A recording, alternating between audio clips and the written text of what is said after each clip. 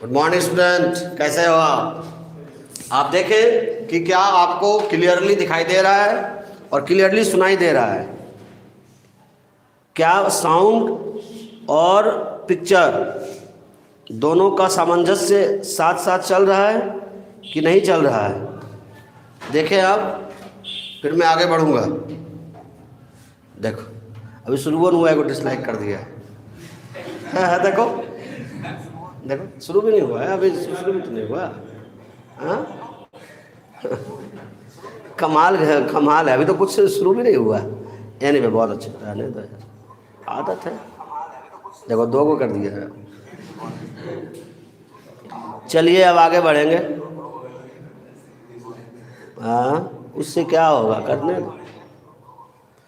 हाँ, जरा आवाज़ ठीक कर लेते हैं, उसके बाद फिर पढ़ाना शुरू करते हैं। ये देखो कहाँ किसका खुल गया ये।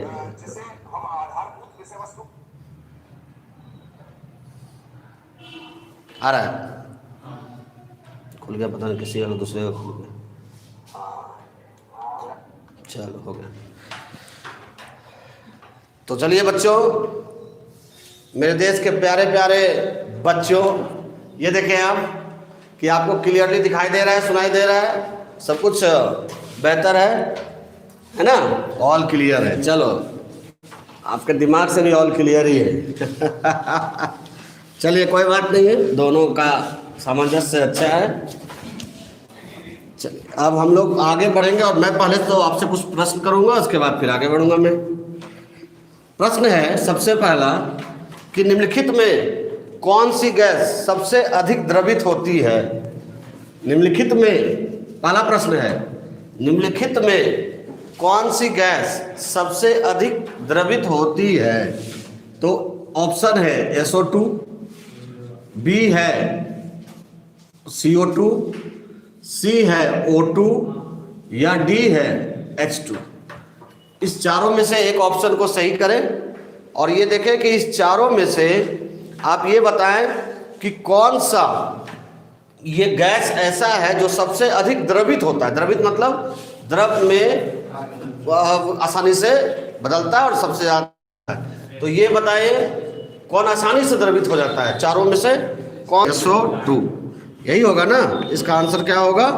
SO2। अब ये बताएं, ये जो निम्नलिखित उदाहरण कौन से उत्प्रेरण का है? यानी ये जो मैंने उदाहरण लिखा है ये किस उत्प्रेरण को बताता है, समांगी या विषमांगी? ये देखना है आपको आंसर। ये है, ऐसे इसको कहते हैं हैवर विधि, इसको कहते हैं हम लोग हैवर विधि से अमोनिया का उत्पादन। हैवर विधि से अमोनिया का उत्पादन ये होता है। इसमें मोलिब्डेनम भी होता है, लेकिन चलो। तो ये जो है निम्नलिखित अभिक्रिया किस उत्प्रेरण को प्रदर्शित करती है? यदि आप लिखना चाहो तो निम्नलिखित अभिक्रिया किस उत्प्रेरण को प्रदर्शित कर। तो चलिए साहब, ये बताया आपने विषमांगी उत्प्रेरण, बिल्कुल सही जवाब है आपका। ये बताइए कि उत्प्रेरक की सक्रियता को बढ़ाने वाला पदार्थ कौन है? उत्प्रेरक की सक्रियता को बढ़ाने वाला पदार्थ कौन है? फिर से एक बार मैं प्रश्न कर रहा हूं, उत्प्रेरक की सक्रियता को बढ़ाने वाला पदार्थ कौन है? यानी किस पदार्थ को हम लोग कहते हैं जो कि उत्प्रेरक की सक्रियता को बढ़ा देता है ना? तो ये आपका जवाब दीजिए आप जल्दी से। इसको क्या कहते हैं हम लोग? वर्धक। ये क्या आंसर हो गया? वर्धक। उत्प्रेरक की सक्रियता को कौन बढ़ाता है? वर्धक बढ़ा देता है ना?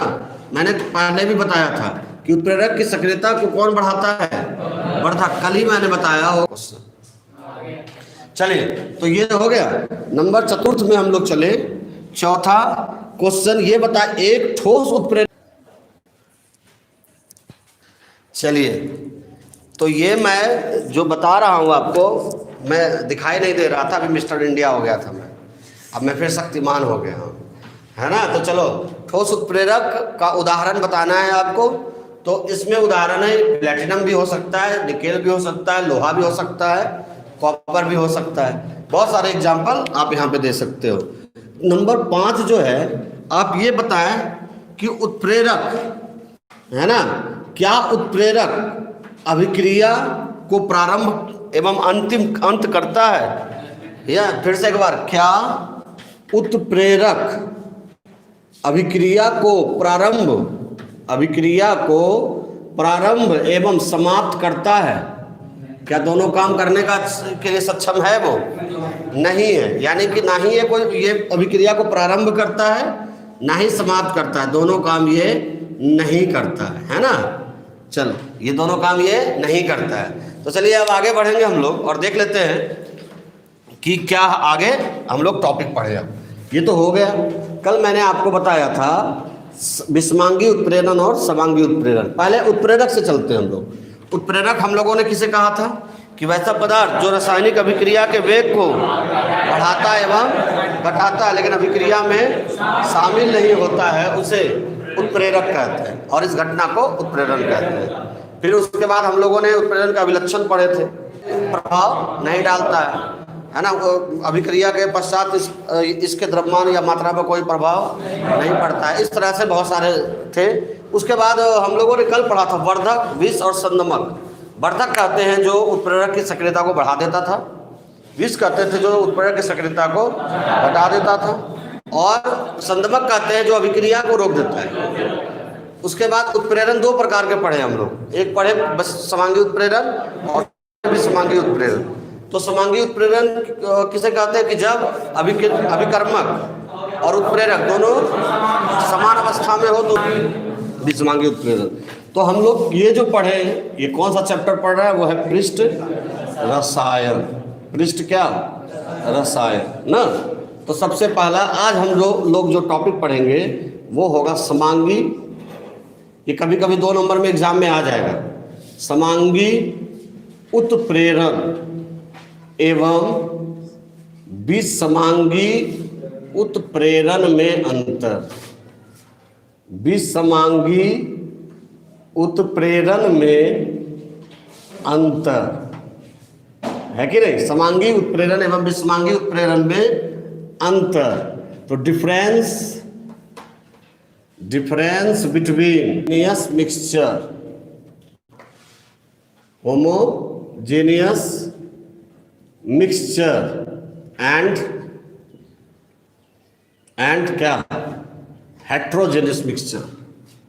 हेट्रोजेनियस मिक्सचर ये दोनों में अंतर क्या है? सर किताब में नहीं दिया हुआ है। किताब में अंतर कुछ नहीं दिया हुआ है, लेकिन हम इसको कोशिश करेंगे कम से कम 4 अंतर भी आप क्या करो, जान लो, ताकि एग्जाम में यदि आ जाए। और बहुत बार क्वेश्चन मैंने देखा भी, शायद CBSE में देखा या किसी में भी देखा था, मैंने इसको देखा था जरूर, कि समांगी उत्प्रेरण और विषमांगी उत्प्रेरण में क्या अंतर है। सिंपल सी तो इसमें है। पहला तो परिभाषा हो गया, दूसरा उदाहरण मिक्सचर कर दिए। मिक्सचर आदत हो गया ना, समांगी मिश्रण और विषमांगी नहीं। तो कैटालाइसिस, ये कैटालाइसिस हो गया, और यहाँ पर भी क्या हो गया? कैटालाइसिस। तो ये हो गया आपका।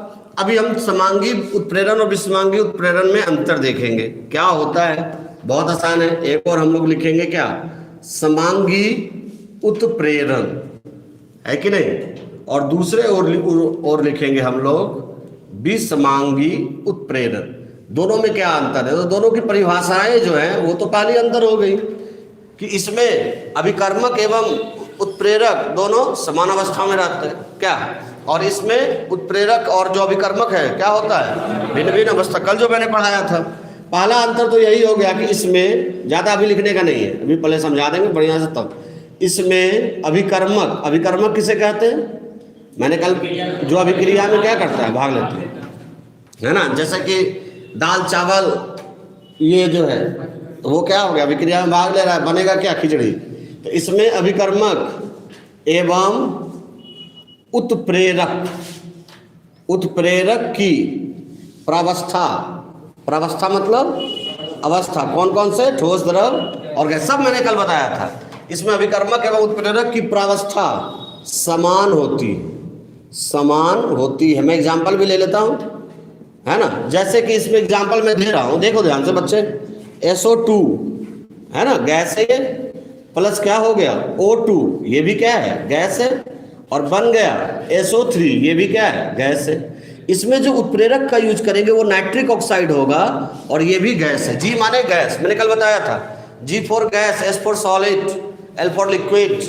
तो यहाँ पर क्या देखो कि ये और ये, यानी ये तो छोड़ दो, यानी अभिकर्मक, ये दोनों क्या है, अभिकर्मक है, और ये क्या है, उत्प्रेरक है। दोनों क्या है, समान अवस्था में है। तो समान अवस्था का मतलब समझे, ये गैस है, ये गैस है, ये भी गैस है, तो आप उसको क्या कहोगे, समांगी। याद रखिए उत्प्रेरक कैसे काम करता है, ये है उत्प्रेरक, कोई अभिकर्मक है A और B। अभी मैं बताऊंगा, अभी इसको क्रिया विधि में मैं बताने वाला था, लेकिन चलो पहले बता दूं। अब ये दोनों क्या हो जाता है, इस पर जाके जुड़ जाता है, किस पर, उत्प्रेरक की सतह पर। अब जब सतह पर जुड़ा, अंत में होता है विशोषण। विशोषण मतलब अब ये दोनों को क्या कर देगा, पहले तो विशोषण के नहीं, पहले ये दोनों को अपने सतह पर लेगा इसको। चलो, तो इस पर क्रिया विधि कल हम लोग पढ़ेंगे, है कि नहीं, मतलब कल अभी क्रिया विधि पढ़नी है इसकी, अभी तो पढ़ा ही नहीं मैंने।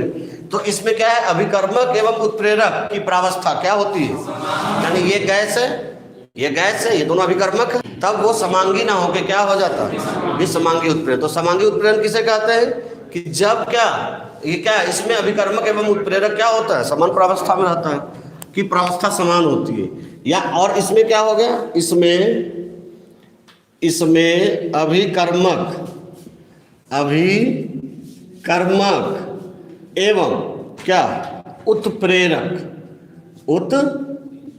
की प्रावस्था। इसका एग्जांपल देख सकते हो आप, तो N2 क्या है, गैस है, नाइट्रोजन, और हाइड्रोजन है, ये भी क्या है, गैस है, दोनों गैस है। इसको कहते हैं हैबर विधि, हैबर प्रोसेस, है ना। हैबर प्रोसेस से अमोनिया का उत्पादन, वो भी हमको P ब्लॉक में पढ़ना है। N2 और 3H2 जब दोनों मिल गया तो इसमें लोहा उत्प्रेरक चाहिए, और ये बन गया आपका क्या, अमोनिया। क्या बन गया, अमोनिया। तो नाइट्रोजन और हाइड्रोजन है, दोनों जब मिक्स हुआ, है ना, तो लोहा उसको क्या किया, उसकी गति को बढ़ाया और क्या बना दिया, अमोनिया बढ़ा दिया। तो यहाँ देखो ये कौन सी स्थिति में है, और उत्प्रेरक दोनों क्या है, अलग अलग अवस्था में। ये गैस है, वो ठोस है, ये गैस है, वो ठोस है। तो इसका मतलब ये दोनों प्रावस्थाएं अलग अलग है, जो मैंने कल भी बता दिया था। अभी उतना भाषण देने की जरूरत नहीं है, लेकिन क्या बोले, आदत हो गया है, क्या कहे, क्योंकि कैमरा पे होता है तो पता नहीं चलता है, समझता है कि नहीं समझता है। ऐसे मैंने कल बता दिया था इसको। N2 और 3H2 लोहा है, उत्प्रेरक, दोनों अलग अलग अवस्था में, इसको आप क्या कहोगे, तो विषमांगी उत्प्रेरक। देख रहे हो बात समझे, समांगी और विषमांगी कैसे, कि यहाँ पर क्या है, ये गैस है, ये भी गैस है, समान प्रावस्था है। यहाँ पर क्या है, ये गैस है, लेकिन यहाँ क्या है, ठोस, अलग अलग प्रावस्था हो गया, है ना। तो ये है, इसको कहेंगे हम समांगी, और इसको क्या कहेंगे, विषमांगी, है कि नहीं। अब आगे हम लोग बढ़े नंबर दूसरा पर, देखिएगा। तो इसमें क्या है, या यहाँ पर इसमें ना लिख के लिख देते हैं, यह उत्प्रेरक की सतह या पृष्ठीय क्षेत्रफल पर, उत्प्रेरक के पृष्ठीय क्षेत्रफल पर, पृष्ठीय क्या क्षेत्रफल पर निर्भर नहीं करता। बात समझ में आई है, क्या है, निर्भर नहीं करता।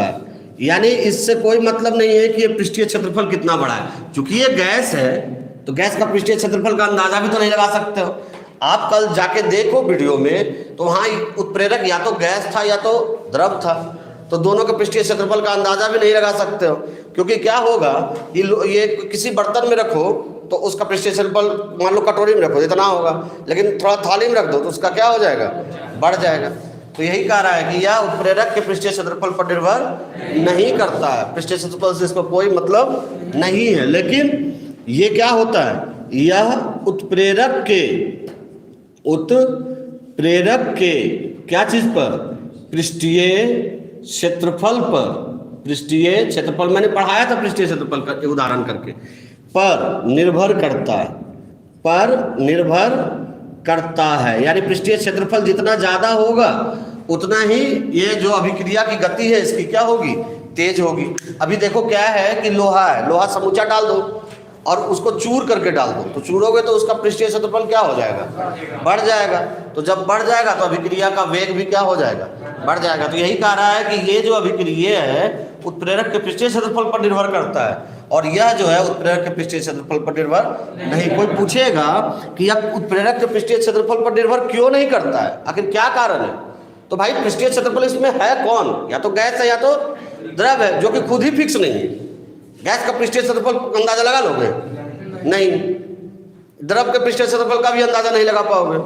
वो तो जिस बर्तन में रखोगे, जिस पात्र में रखोगे, उसका वो क्या आकार ले लेगा।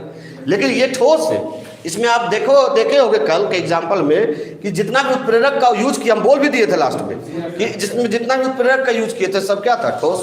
तो ठोस का तो ये सतह जो होता है वो तो फिक्स होता है ना। तो ये जितना इसका सतह होगा, जितना पृष्ठीय क्षेत्रफल होगा, उतना ही ये अभिक्रिया का वेग यानी उत्प्रेरक उतना ही बढ़िया काम करेगा इसमें, है कि नहीं। अब चलो तीसरा है कि इसकी गति, इसकी गति जो ये प्रक्रिया होती है, इसकी गति है ना अपेक्षाकृत तीव्र होती है। अपेक्षाकृत मतलब इसकी अपेक्षाकृत तीव्र होती है। तीव्र मतलब समझे, बोलो तीव्र मतलब समझते हो? तेज होती है। अब पूछो सर क्यों होती है तेज? क्योंकि ये क्या है, गैस है। देखो ये गैस है, मिलने में क्या होगा, तुरंत मिल जाएगा? नहीं मिल जाएगा। यानी गैस है या द्रव भी है तो मिल जाएगा। ये गैस है, तीनों गैस अवस्था में तो मिल जाएगा। द्रव है, आसानी से तुरंत मिलेगा, फटाफट मिलेगा कि नहीं। तो ये जो है अपेक्षाकृत तीव्र होती है। लेकिन ये जो है, ये देखो ध्यान से, इसकी गति मतलब अभिक्रिया का वेग का बात कर रहे हैं, है ना। इसकी गति क्या अपेक्षाकृत क्या होती है, अपेक्षाकृत कम होती है। कम क्यों होती है? क्योंकि ठोस है ना, ये क्या है, ठोस है। अब ठोस के सतह पर क्या होगा, हाइड्रोजन आएगा। मन हुआ तो आया, मन हुआ तो नहीं आया। वो देख रहा है, सतह देख रहा है कि अब गैस आएगा, तो चिपकेगा आके, अधिशोषण होगा, तब उत्प्रेरक काम करेगा। देख रहा है, अब उसको देखने में बहुत समय लगता है। लेकिन यहाँ गैस है, एक गैस दूसरे गैस को छोड़ दो, कुछ तुम करो ना करो, एक दूसरे से क्या हो जाएगा, मिल जाएगा। तो ये अभिक्रिया क्या होती है, या इसमें लिख सकते हो कि इसके अभिक्रिया का वेग, इसका क्या अभिक्रिया का क्या वेग अपेक्षाकृत क्या होता है, तीव्र होता है। और इसके अभिक्रिया का वेग क्या होता है, अपेक्षाकृत कम होता है। इसके अभिक्रिया का वेग अपेक्षाकृत कम होता है। या जनरली इसमें फिर से एक बार ये हम लोग समझ लें, ऐसे 4 पॉइंट हो गया है, लेकिन चौथा भी देख लो, है ना।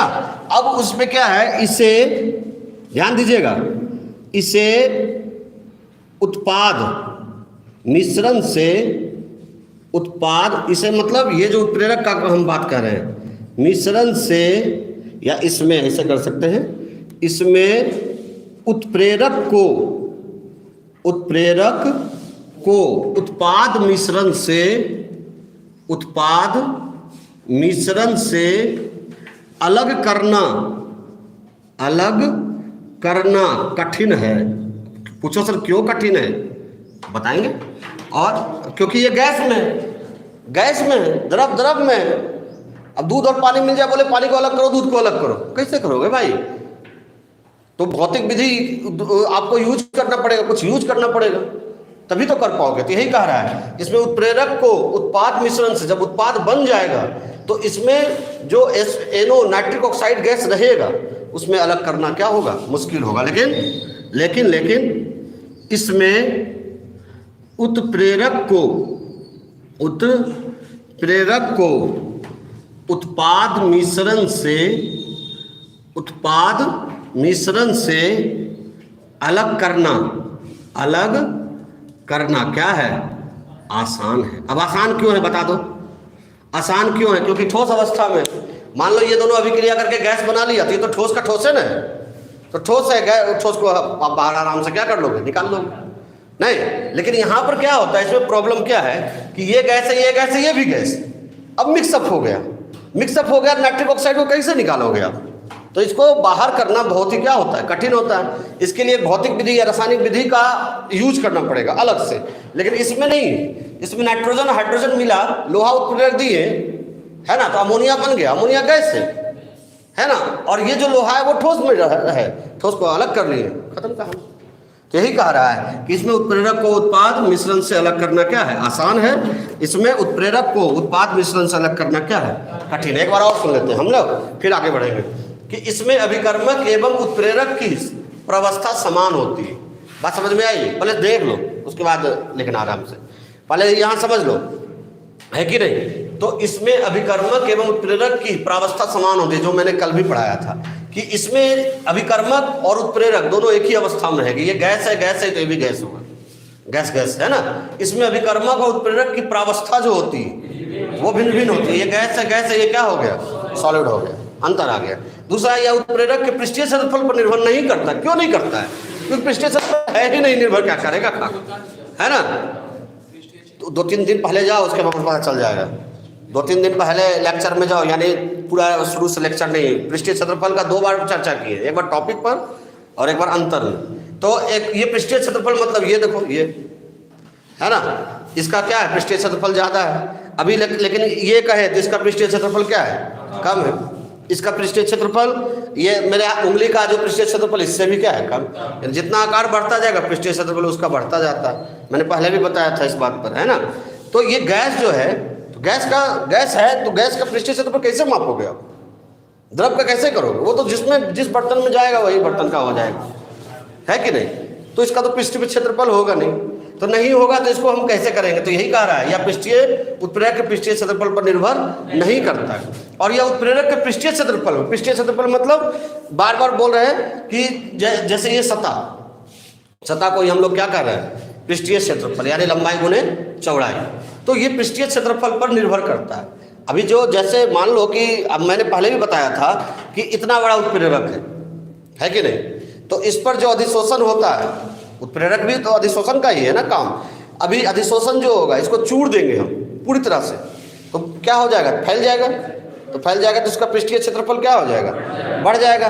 तो इसका जो अधिशोषण होगा यानी उत्प्रेरक जो काम करेगा वो ज़्यादा करेगा, क्योंकि ज़्यादा पृष्ठीय क्षेत्रफल हो गया। तो यही कह रहा है, यह उत्प्रेरक के पृष्ठीय क्षेत्रफल पर निर्भर करता है। जितना ज़्यादा होगा उतना गैस आके क्या होगा, जुड़ेगा। और यहाँ पर क्या है, यह उत्प्रेरक के पृष्ठीय क्षेत्रफल पर निर्भर नहीं करता है। कोई पूछेगा क्यों नहीं करता है? क्योंकि इसमें उत्प्रेरक जो है गैस अवस्था में है, या तो क्या है, द्रव अवस्था। ठोस में रहता तो कोई बात ही नहीं। और इसमें कोई पूछे कि ये पृष्ठीय क्षेत्रफल पर निर्भर क्यों करता है, क्योंकि इसमें उत्प्रेरक क्या होता है, ठोस अवस्था में होता है। तीसरा, इसका अभिक्रिया का जो वेग है, यहाँ लिखा हुआ है, अभिक्रिया का वेग अपेक्षाकृत तीव्र होता है। क्यों तीव्र होता है?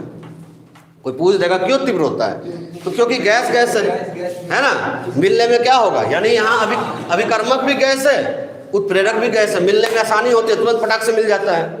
अभिक्रिया का वेग थोड़ा जल्दी हो जाता है, ज़्यादा हो जाता है। लेकिन यहाँ पर क्या है कि गैस है और ये ठोस है। ठोस अब इंतजार करेगा कि गैस उस पर आके क्या होगा, चिपकेगा तो अभिक्रिया होगी। समय क्या होता है, ज़्यादा लगता है। तो यही कह रहा है, इसके अभिक्रिया का वेग अपेक्षाकृत क्या होती है, कम होती है। उसके बाद इसमें उत्प्रेरक को उत्पाद मिश्रण से अलग करना कठिन है।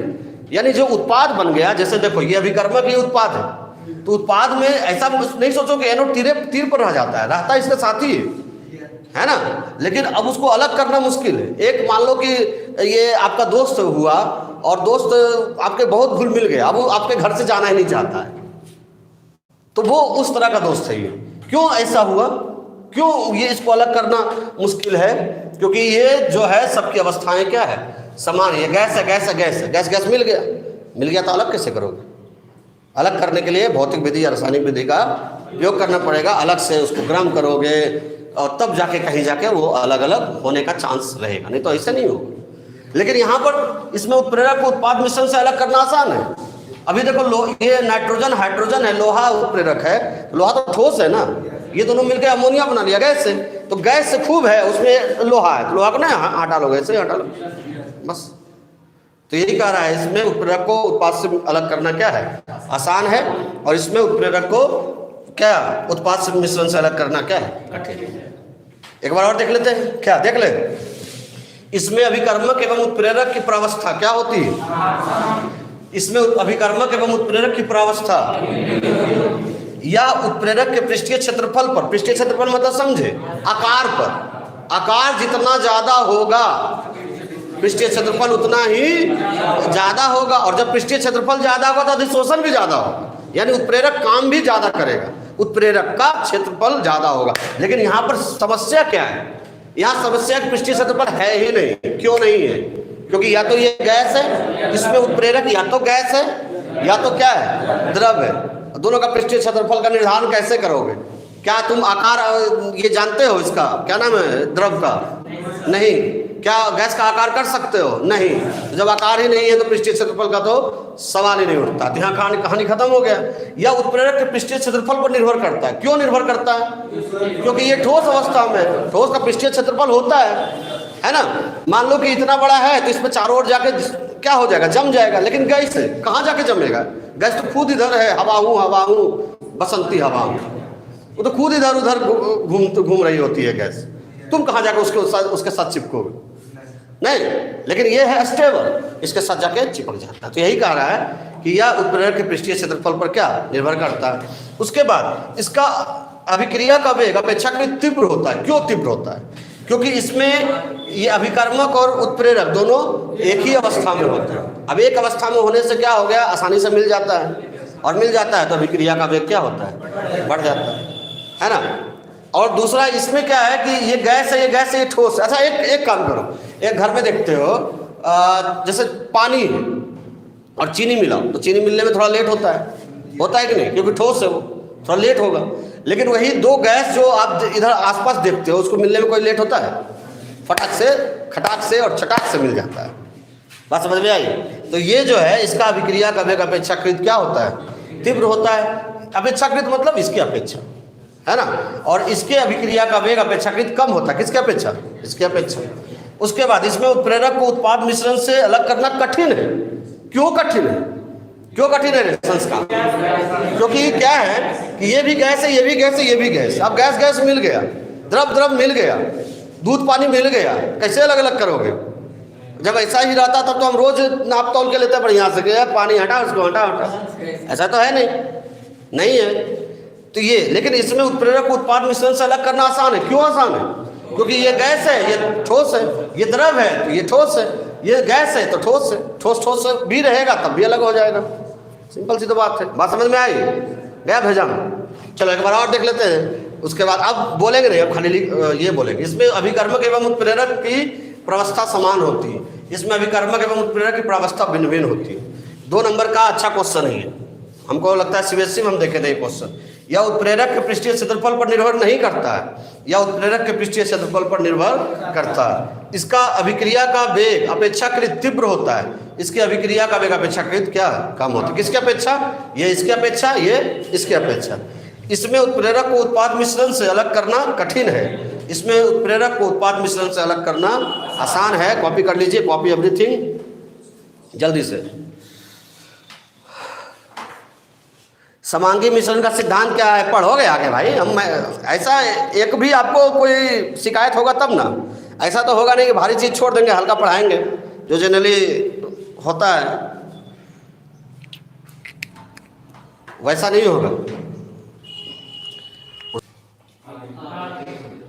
तो अब हम लोग चलेंगे, रुक के चल रहा है सर, रुक। चलो तो हम लोग इसको मिटा देते हैं और आप लोग इसको कॉपी जल्दी से कर लें। कर लिया? चलिए अब हम लोग बढ़ेंगे। कल मैंने उत्प्रेरण का प्रकार पढ़ा था। उत्प्रेरण का प्रकार, कितने प्रकार के उत्प्रेरण होते थे? पहला कौन होता था? दूसरा कौन होता था? फिर देखो उत्प्रेरक कैसे काम करता है। ये अभिकर्मक है AB और ये है उत्प्रेरक का सतह। ये क्या होता है, दोनों आके क्या हो जाता है, चिपक जाता है। आप जानते ही हो, इसमें ज़्यादा ऐसे मैं कल भी पढ़ाऊंगा इसको, समांगी विषमांगी दोनों। तो ये A और B दोनों आके क्या हो गया, चिपक गया। तो दोनों के बीच में बंधन बनाने का काम कौन किया? ये उत्प्रेरक बंधन बना दिया, दोनों के बीच में दोस्ती करवा दिया। उसके बाद ये दोनों बंधन जब बन गया तो दोनों को अपने पृष्ठ से क्या कर देता है, अलग कर देता है, विशोषण हो जाता है, और जितना उत्प्रेरक था उतना रह जाता है। ये प्रक्रिया मैं कल पढ़ाऊंगा, अभी नहीं, अभी थोड़ा सा लेट है। आप चाहो तो एक ही दिन में सब पढ़ लो, या शॉर्ट में निकल जाता है इधर से उधर, और क्या पता थोड़ी चलता है आपको। यदि मैं आपको ये समांगी और विषमांगी उत्प्रेरण का अंतर नहीं भी पढ़ाता तो ना आपको पता चलता, ना किताब में रहता है तो पता भी नहीं चलता ना आपको। लेकिन वो तो मेरा विवेक है चलो आगे बढ़ो। अब हम लोग पढ़ेंगे उत्प्रेरक के प्रकार। उत्प्रेरक के प्रकार, टाइप्स ऑफ कैटलिस्ट। चलिए पहले मेरे साथ लिखते चल जाइएगा, हैं, उसके बाद आगे बढ़ेंगे। उत्प्रेरक के प्रकार, सबसे पहला है, बहुत इजी है ये सब खाली सुनोगे तो हो जाएगा कहानी। धनात्मक उत्प्रेरक, इसमें ये सब चैप्टर में कुछ है नहीं। पॉजिटिव कैटलिस्ट है ना। दूसरा है ऋणात्मक उत्प्रेरक,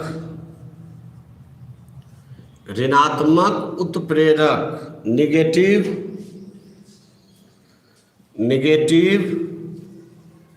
कैटलिस्ट। तीसरा है स्व उत्प्रेरक,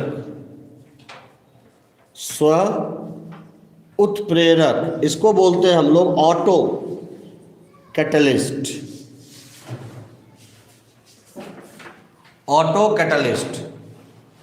हो गया। तीसरा है ऑटो कैटलिस्ट। और चौथा है प्रेरित उत्प्रेरक,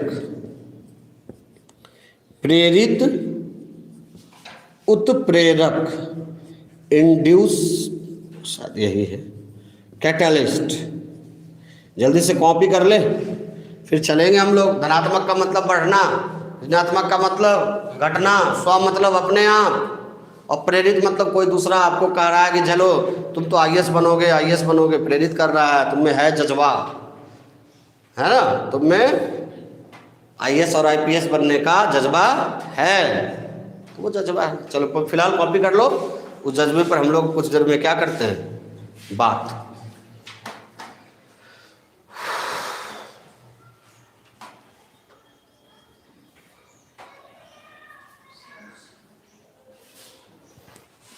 ठीक से दिखाई नहीं देता है बच्चों को, कोई बात नहीं दिखाई देता है तो उसका भी सर्वोत्तम उपाय है। उसके लिए थोड़ा सा गोबर लीजिए, उसमें बर्फ डाल दीजिए, बर्फ डाल के उसको बढ़िया से मिक्स कीजिए, रात भर छोड़ दीजिए, फिर अगले रात आँख में लगाइए। नहीं, हंसने का बात नहीं है, आयुर्वेदिक है। आँख में लगाइए और सुबह में धो लीजिए। रोज़ यही काम 1 महीना तक कीजिए, आँख की रोशनी बढ़ जाएगी। चलो फिलहाल कॉपी कर लो, है ना, कॉपी कर लीजिए, फिर आगे देखें। चलो बढ़े आगे बच्चों। चलो तो सबसे पहला है धनात्मक उत्प्रेरक। तो धनात्मक मतलब क्या होता है? धनात्मक मतलब होता है बढ़ना, नहीं, पॉजिटिव सोच। आजकल बोलता है कि भैया पॉजिटिव सोच होना चाहिए। जैसे मर गया, क्या नाम है उसका, सुशांत सिंह राजपूत, लोग कहते हैं उसका सोच पॉजिटिव होता तो वो नहीं मरता, जिस पर बीतता है वही जानता है क्या।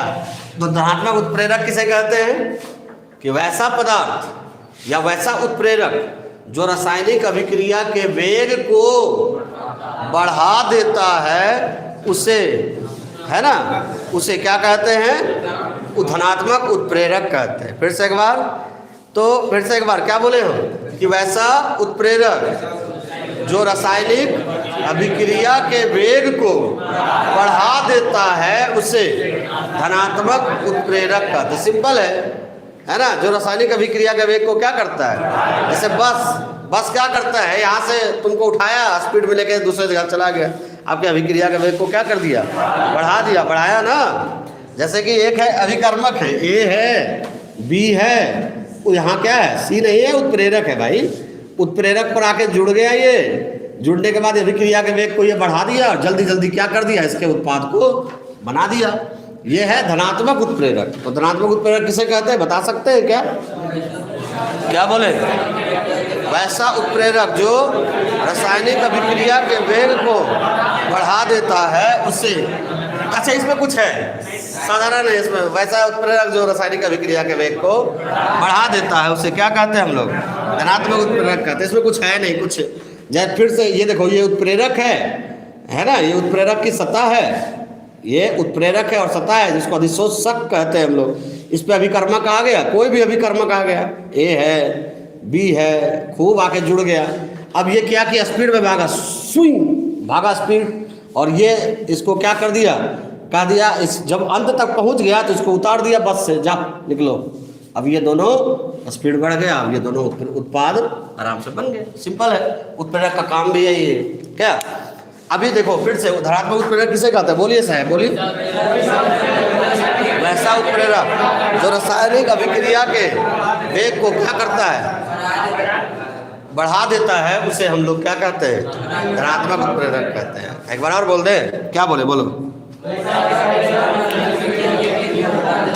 जैसे आप लोग ये पढ़े होंगे Zn प्लस H2SO4 है ना, जिंक की अभिक्रिया आप किससे करा दो, सल्फ्यूरिक अम्ल से। नाम सुना है सल्फ्यूरिक अम्ल का, इसको गंधका अम्ल भी कहते हैं। और आपके लिए बहुत वीवीआई प्रोसेस है ये इस साल का 5 नंबर में। अभी जो हम लोग अभिक्रिया करते हैं ना, ये वाला, ये इसी प्रोसेस में है। इसको कहते हैं हम लोग संपर्क विधि, वो पढ़ाएंगे, अभी समय नहीं हुआ है। तो Zn प्लस H2SO4 दोनों मिलेगा तो क्या बनेगा, सिंपल सी तो बात है ना। तो क्या बन जाएगा, ZnSO4 और हाइड्रोजन को विस्थापित कर देगा, यही है ना। पहले से भी प्लस है, ये माइनस है, Zn उससे गया, सल्फेट को अपने साथ ले लिया, प्लस वाला था। तो चलो ये सब की मैकेनिज्म बाद में। तो ये बन गया क्या आपका, जिंक सल्फेट बन गया। किसी को शक हो रहा है, किसी को शक हो रहा है क्या। तो क्या है कि ये जो क्या किया, ये Zn H2SO4 से मिला, ZnSO4 बना, हाइड्रोजन मुक्त हो गया। लेकिन ये प्रक्रिया जो है उतनी स्पीड नहीं है, उतनी तेज नहीं। अब इसमें डाल दो कॉपर सल्फेट, नाम सुना हो कभी, कॉपर सल्फेट। तो जैसे ही कॉपर सल्फेट इसमें डाले, ये अभिक्रिया क्या होने लगती है, तेज होने लगती है। तो ये जो कॉपर सल्फेट है ये आपका क्या है, धनात्मक उत्प्रेरक है। कौन सा है, धनात्मक। अरे धनात्मक उत्प्रेरक का मतलब क्या, मैंने बोला ना परिभाषा में पहले कि वैसा पदार्थ जो रासायनिक अभिक्रिया के वेग को बढ़ा दे तो धनात्मक, घटा दे ऋणात्मक, बंद कर दे संदमक, है कि नहीं। तो सिंपल सी तो बात है। तो धनात्मक उत्प्रेरक किसे कहते हैं, वैसा पदार्थ जो रासायनिक अभिक्रिया के वेग को बढ़ा देता है, उसे हम लोग क्या कहते हैं। और देख लो लोहा अभी कितना बार एग्जाम्पल लिया, हैबर विधि से अमोनिया का निष्कर्षण। ये देखो ये है, ये जो है अमोनिया बन गया। तो अमोनिया बन गया ना, तो ये अभिक्रिया बहुत तेज धीरे धीरे होती है, उत्क्रमणीय अभिक्रिया है, बाद में चर्चा होगी इसमें। उत्क्रमणीय मतलब दोनों दिशा में होगी। तो नाइट्रोजन हाइड्रोजन मिला, अमोनिया बन गया, भैया अमोनिया बन गया। लेकिन ये जो अमोनिया बन रहा है ना, वो स्पीड नहीं बनता है, तेज नहीं बन रहा है, बहुत समय, 5 घंटा 8 घंटा 10 घंटा का समय लगता है अमोनिया, 1-1 ग्राम अमोनिया बनने में। अब क्या करते हैं, इसमें क्या डालेंगे, लोहा। क्या डालते हैं, लोहा। और जैसे ही लोहा डाले इसमें, इसकी जो अभिक्रिया है या अभिक्रिया का जो वेग है वो क्या होता है, फटाक से बढ़ जाता है, तड़ाक से बढ़ जाता है, जल्दी जल्दी हो जाता है। बात समझ में आई। और इस उत्प्रेरक को हम लोग अगेन क्या कहते हैं, धनात्मक उत्प्रेरक। क्या किसी को दिक्कत हो रहा है इसमें, कुछ इसमें है क्या जो दिक्कत होगा, नहीं। लेकिन एक बात मैं आपसे हमेशा कहूँगा, कल मैंने आपको दिया उत्प्रेरक किसे कहते हैं, उसके अभिलक्षण लिखे। तो बच्चे आप लोगों ने क्या किया, उत्प्रेरक लिखा, उसका उदाहरण नहीं दिया, आपको नंबर नहीं मिलेगा। खाली लिखने से नंबर नहीं मिलता है, उसका उदाहरण देना पड़ता है। आपने उदाहरण नहीं दिया, आपने सिर्फ लिखा। ये रिएक्शन देके उसको बताना चाहिए था कि प्लेटिनम या ये जो नाइट्रिक ऑक्साइड या जो भी लोहा है ये उत्प्रेरक है। आपने वो ऐसा नहीं किया, ये गलत है। इसलिए मैंने कल किसी पर रिस्पॉन्स भी नहीं दिया है, कल के किसी के भी आंसर पे। तो N2S ये हो गया लोहा। लोहा क्या करता है, अभिक्रिया के वेग को बढ़ाता है, और अभिक्रिया का वेग को बढ़ाता है तो क्या हो गया, धनात्मक उत्प्रेरक, है ना। उसके बाद और भी देख सकते हो, जैसे पोटेशियम क्लोरेट ऑक्सीजन बनाने की प्रयोगशाला विधि है, ये मैंने पहले पढ़ाया था। सबसे पहला रिएक्शन यही था। तो ये जब टूटेगा, विघटित होगा तो क्या बनेगा, KCl और क्या, O2 ऑक्सीजन बन गया। और ये जरा बैलेंस कर लो, 2 3 3। यहाँ क्या डालते हैं, याद है कुछ किसी को, यहाँ डालते हैं क्या है, याद है किसी को, MnO2 मैग्नीज डाइऑक्साइड। तो ये क्या करता है, KClO3 ऑक्सीजन बनाने में हम बताए थे 4 घंटा का समय लगाता। तो ये, और जबकि ताप उच्च रहता है तब भी इस अभिक्रिया को तेज करने के लिए उसमें क्या डालते हैं, मैग्नीज डाइऑक्साइड डालते हैं। अभिक्रिया क्या होता है, तेज हो जाता है। ये कौन सा उत्प्रेरक हो गया आपका, धनात्मक उत्प्रेरक। किसी को शक भी हो रहा है क्या, किसी को शक हो रहा है तो अवश्य पूछ लीजिएगा, हैं? चाहे SO2 प्लस O2, ये दोनों देखते हैं हम लोग, है ना, संपर्क विधि से सल्फ्यूरिक अम्ल का। इसमें कौन सा उत्प्रेरक डालते हैं? नाइट्रिक ऑक्साइड या फिर प्लेटिनम, दोनों में से कोई एक यूज करते हैं ना। तो ये क्या बन गया होता है? SO3। तो यहाँ पर भी ये जो SO3 बनता है, तो ये जो है धीरे धीरे ही बनता है, लेकिन जब उसमें हम प्लेटिनम डाल देते हैं, ऐसे वेनेडियम पेंटाऑक्साइड भी यूज होता है, वेनेडियम पेंटाऑक्साइड का भी यूज होता है यहाँ, लेकिन चलो उस पर चर्चाएं बाद में होंगी। तो प्लेटिनम जैसे ही डालते हैं, ये क्या होता है? इसकी अभिक्रिया का वेग क्या है? तेज हो जाता है, और ये जो हो गया वो क्या हो गया? धनात्मक उत्प्रेरक। बात समझ में आ रही है? तो धनात्मक उत्प्रेरक किसे कहते हैं बताओ? कि वैसा हो गया। तो धनात्मक उत्प्रेरक का तो वैसा पदार्थ जो रासायनिक अभिक्रिया के वेग को क्या करता है? बढ़ाता या बढ़ाता है, सॉरी घटाता नहीं, बढ़ाता है, उसे क्या कहते हैं हम लोग? धनात्मक उत्प्रेरक कहते हैं। इसके एग्जाम्पल से, एग्जाम्पल ये नहीं है, ये एग्जाम्पल है। कोई बोलेगा धनात्मक उत्प्रेरक का उदाहरण लिखो, तो कहोगे लोहा है कि नहीं, MnO2, प्लेटिनम, CuSO4। ऐसा नहीं पूरा रिएक्शन लिख के यदि दिखाए तो और बढ़िया है, लेकिन ऐसा नहीं कि पूरा रिएक्शन लिख दोगे ये लिखोगे नहीं, तो कहानी खत्म है। यदि पूरा रिएक्शन लिख दिया और ये छूट गया, खत्म कहानी। तो फिर से धनात्मक उत्प्रेरक किसे कहते हैं? बोलिए आप। वैसा उत्प्रेरक जो रासायनिक अभिक्रिया के वेग को बढ़ा देता है, उसे धनात्मक उत्प्रेरक कहते हैं। एक बार और, क्या बोले? वैसा उत्प्रेरक जो रासायनिक अभिक्रिया के वेग को बढ़ा देता है, उसे धनात्मक उत्प्रेरक कहते हैं। यहाँ पर धनात्मक उत्प्रेरक कौन है? यहाँ कौन है? यहाँ कौन है? यहाँ कौन है? ये जो है, ये सब क्या करता है? अभिक्रिया के वेग को बढ़ा देता है, सब क्या कहलाता है? धनात्मक। बात समझ गए? तो धनात्मक उत्प्रेरक किसे कहते हैं? वैसा पदार्थ जो रासायनिक अभिक्रिया के वेग को, जैसे कि हम, ये है ना, अभी क्या है कि अभी कुछ नहीं, लेकिन जैसे ही पैसा पॉकेट में आता है, हमारा जो गति है इधर उधर घूमने का क्या होता है? बढ़ जाता है। तो जो पैसा है वो कौन सा उत्प्रेरक है? धनात्मक उत्प्रेरक नहीं। यदि आपके पास बहुत ज़्यादा पैसा हो तो आपका मन जो है गदगद रहता है, वाह, रहता है कि नहीं रहता है? क्यों रहता है? क्योंकि वो धनात्मक उत्प्रेरक है। और कर्जा रहता है तो ऋणात्मक, वो हम अभी पढ़ाने वाले हैं। तो धनात्मक उत्प्रेरक किसे कहते हैं? बोलो एक बार और बोल दो, लिखो लिखो। तो वैसा उत्प्रेरक, बस वैसा उत्प्रेरक जो रासायनिक अभिक्रिया के वेग को, जो रासायनिक अभिक्रिया के वेग को बढ़ा देता है, बढ़ा देता है, उसे धनात्मक उत्प्रेरक कहते हैं। उसे धनात्मक उत्प्रेरक कहते हैं। उसे धनात्मक उत्प्रेरक, है ना, कहते हैं। तो चलो, कुछ ये सवाल हो तो आप पूछ सकते हो, कोई दिक्कत नहीं, मैं इसलिए आपका कमेंट बॉक्स देखते रहता हूँ। ये चारों एग्जाम्पल आप लिख लीजिए, इस एक भी याद रहे तो कोई दिक्कत की बात नहीं है। अच्छा, मान लो हम एक ही एग्जाम्पल दिए तो आपको रट्टा मारना पड़ेगा ना, एक ही को, चार को दे दिए तो फायदा क्या हुआ कि एक भी याद हो गया तो हो गया। एक किताब में नहीं मिलता है ये चर्चल एग्जाम्पल। ये आप सोचते होगे कि एक किताब पढ़ ली हो गया, नहीं, इसके लिए कम से कम 7-8 किताब को पढ़ना पड़ता है, तब कहीं जाके ज़्यादा एग्जाम्पल मिलता है ना। तो इसलिए आप 7-8 किताब तो आप पढ़ नहीं सकते। चलो कोई बात नहीं, एक किताब पढ़ने में तो बुखार छूट जाता है ना रे। जो सर पढ़ाते हैं उतना बहुत, क्या छोड़ रहे हैं, क्या नहीं पढ़ा रहे हैं, क्या कम पढ़ाएं, क्या ज़्यादा पढ़ाएं, सब कोई मतलब। चलो हो गया, आगे बढ़ते हम लोग। नहीं दिख रहा है सर, इसको सत्यम कुमार जी हैं जिसको नहीं दिख रहा है, अब दिख रहा है तो इसको अभी एक सजेशन बताए थे भैया, आप उसका यूज कर सकते हो। चलिए बढ़े आगे हम लोग। चलो, तो धनात्मक उत्प्रेरण का हो गया सफाया। अब है दूसरा।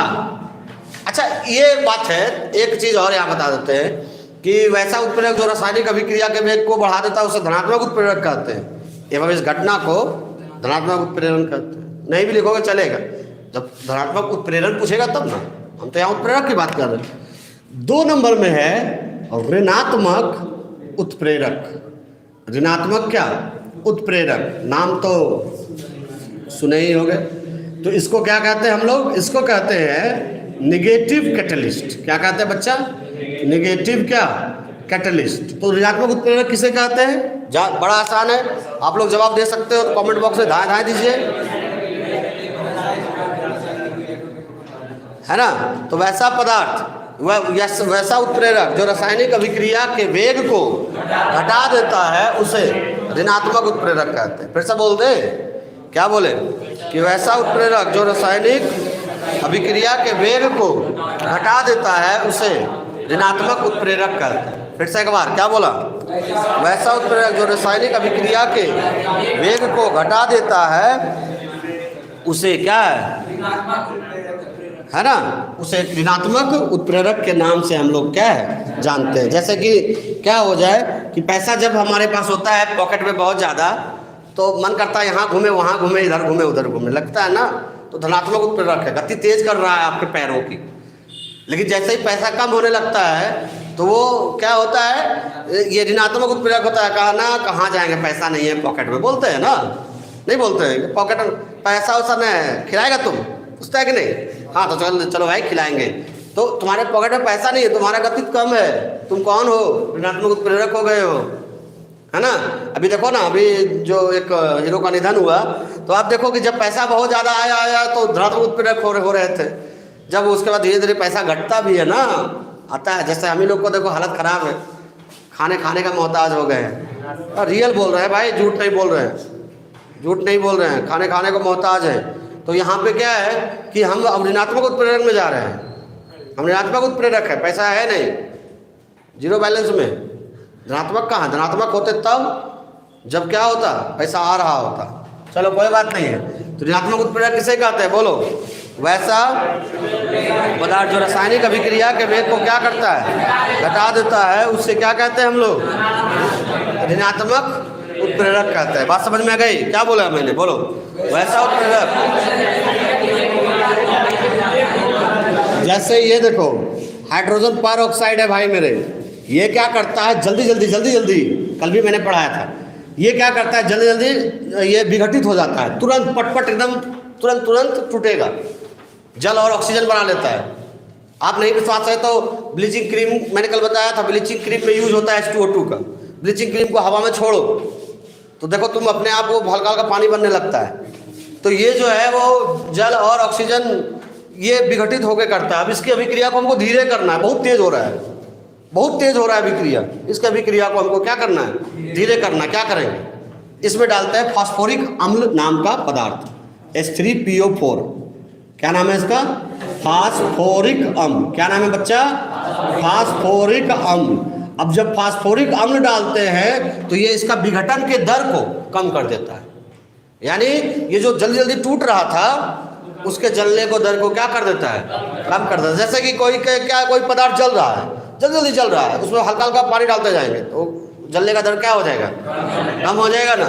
तो उसी तरह से फास्फोरिक अम्ल डाल देते हैं इसमें H2O2 में, तो इसके विघटन यानी टूटने का दर जो होता है धीरे धीरे क्या होता है, घट जाता है। तो हम इसको कौन सा उत्प्रेरक के नाम से जानते हैं?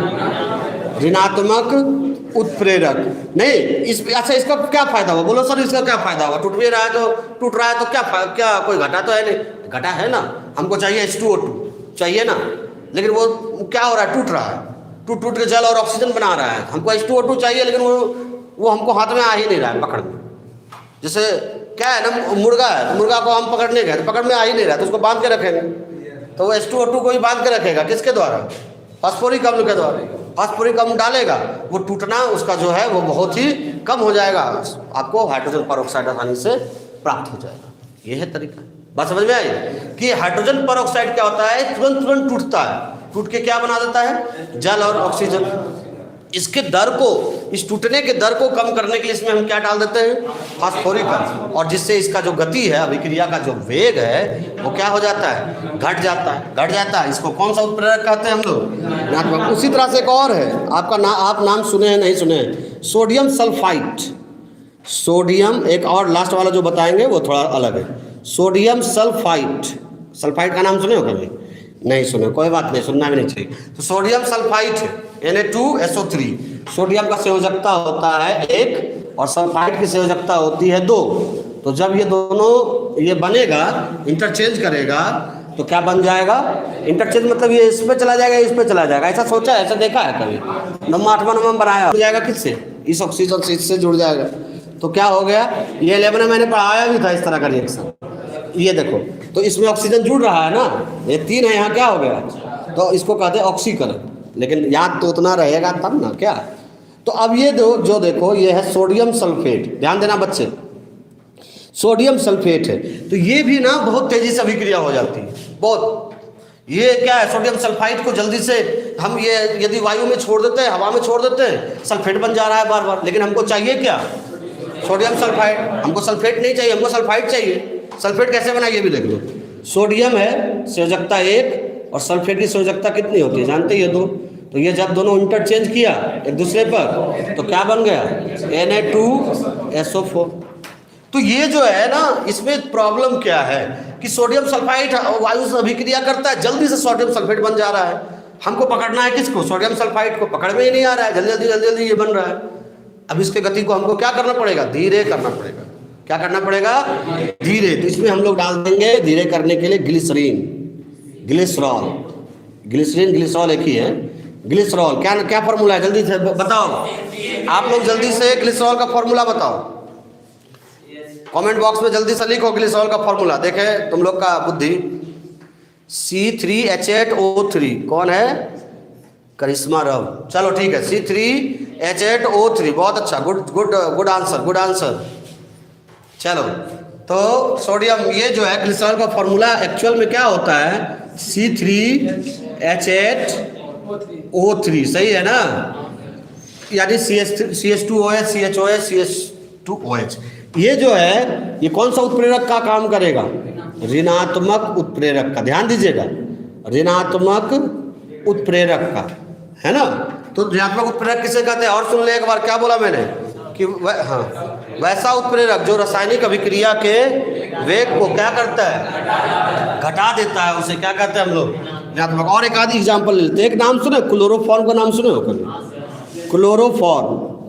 क्लोरोफॉर्म क्या चीज़ में यूज होता है, बेहोश करने में यूज होता है। ध्यान दीजिएगा, हम जो बताने वाले हैं ऐसे ऑर्गेनिक में पढ़ाएंगे हम आपको, ये सेम। क्लोरोफॉर्म क्या है कि एक ये पदार्थ है जो कफ सिरप में भी यूज होता है, कफ सिरप पीते हो ना, कफ सिरप खांसी वाला दवाई, उसमें भी क्लोरोफॉर्म का यूज होता है।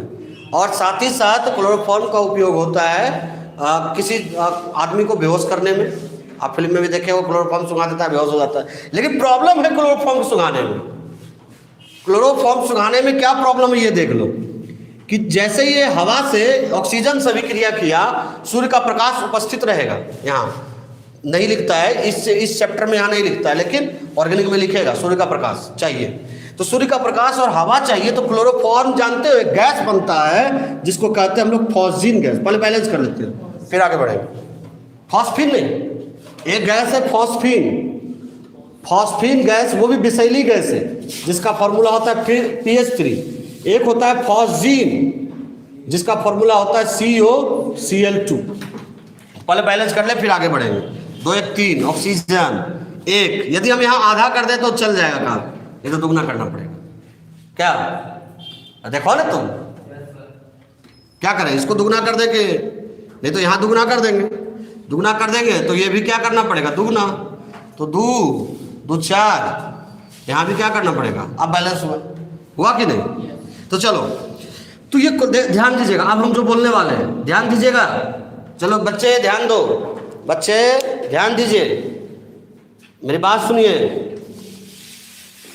है ना, मेरी बात सुनिए, लिसन टू मी प्लीज। चलिए, तो क्लोरोफॉर्म को यदि सूर्य के प्रकाश की उपस्थिति में, देखिएगा सूर्य के प्रकाश की उपस्थिति में ऑक्सीजन वायु में यदि छोड़ दिया जाता है तो वो फॉस्जीन गैस बन जाता है। फॉस्जीन गैस, फॉस्जीन एक क्या होता है? विषैली गैस है। इसको सूंघने से आदमी मर जाता है। विषैली गैस है और इसको सूंघने से आदमी क्या होता है? तो यानी कि हम क्लोरोफॉर्म किसी को यदि सूंघाते हैं और वो हवा के संपर्क में आ जाता है तो फॉस्जीन गैस बना लेगा और आदमी की मृत्यु हो जाएगी। तो अब क्या करें?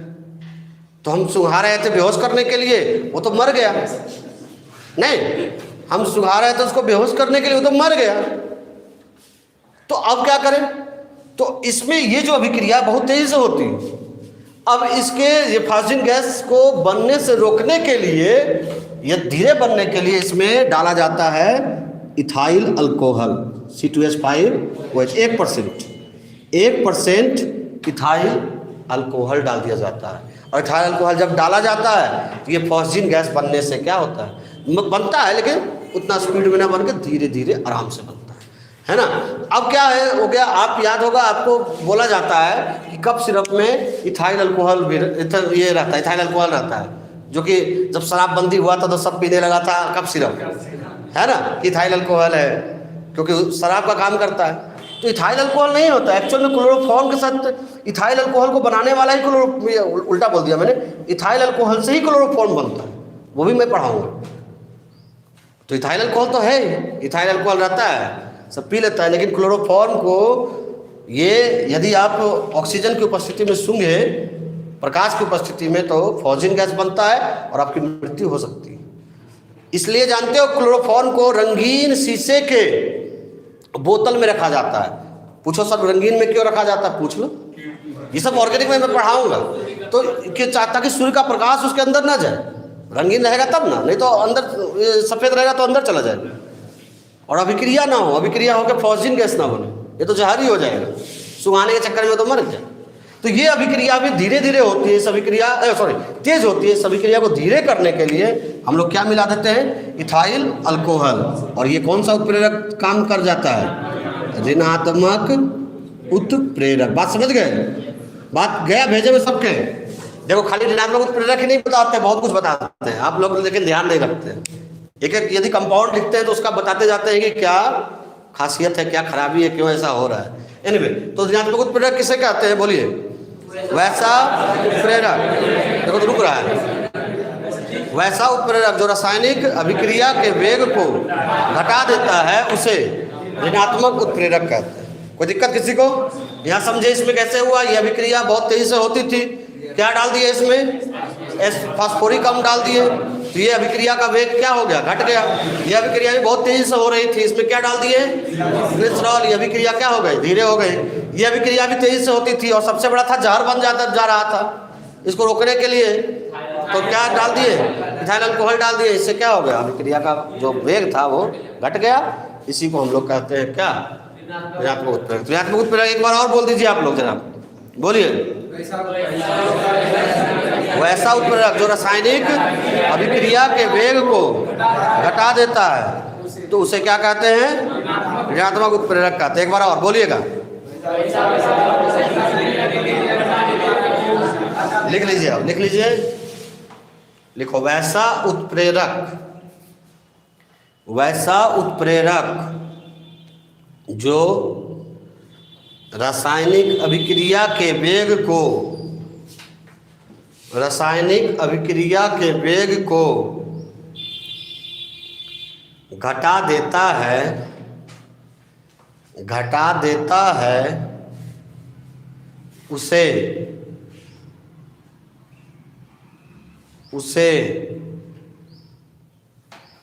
ऋणात्मक उत्प्रेरक कहते हैं। उसे ऋणात्मक उत्प्रेरक कहते हैं। उसे ऋणात्मक उत्प्रेरक कहते हैं। हो गया? चलिए कॉपी कर लीजिए, कॉपी कर लीजिए। क्लोरोफॉर्म से क्या बनेगा ये याद रखना, ये आगे काम आएगा। ऑर्गेनिक में पढ़ना है इस रिएक्शन को। क्या बनता है? फॉस्जीन। फॉस्जीन कैसी गैस होती है? देखो कभी कभी तुम लोगों को कन्फ्यूजन हो जाएगा, इसलिए मैंने लिख दिया फॉस्फीन और फॉस्जीन। फॉस्फीन PH3 होता है, ये भी विषैली गैस है। हाँ बहुत ज़्यादा है, युद्ध में, दूसरे विश्व युद्ध में छोड़ दिया गया था। बहुत सारा सैनिक मर गया इससे, फॉस्जीन गैस से। फॉस्जीन गैस का यूज वहाँ भी होता है, जो जैसे ये शिप जा रही होती है ना, शिप जहाज, तो वहाँ पर ये सिग्नल देने के लिए ये क्या होता है, प्रकाश के उपस्थिति में आगे चमकता है, फास्फोरस है। इस पर भी चर्चा करेंगे प्री ब्लॉक में।